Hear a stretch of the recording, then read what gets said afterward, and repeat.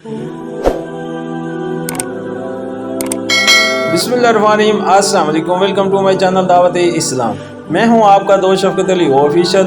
उम्मीद करता हूं कि आप सब लोग ईमान के आला दर्जे पे होंगे।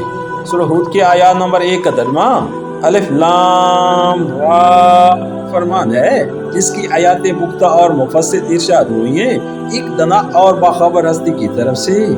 सूरह हूद हाशिया नंबर 1 किताब का तर्जुमा या अंदाज़े बयां की मुनासबत से फरमाया गया है। अरबी ज़बान में ये लफ्ज़ किताब और नुश्तही के मानी में नहीं आता, बल्कि हुक्म और फरमान शाही के मानी में भी आता है, और ख़ुद कुरान में मुतअद्दिद मौके पर यह लफ्ज़ इसी मानी में मुश्तमल हुआ है। सूरह हूद हाशिया नंबर 2 यानी इस फरमान में जो बातें बयान की गई हैं वो पक्की और अटल हैं, खूब जची तली हैं, नरी लफ्ज़ी नहीं हैं, खताबत की सहरी और तख़ील की शायरी नहीं है। ठीक ठीक हकीकत बयान की गई है, और इसका एक लफ्ज़ भी ऐसा नहीं जो हकीकत से कम या ज़्यादा हो।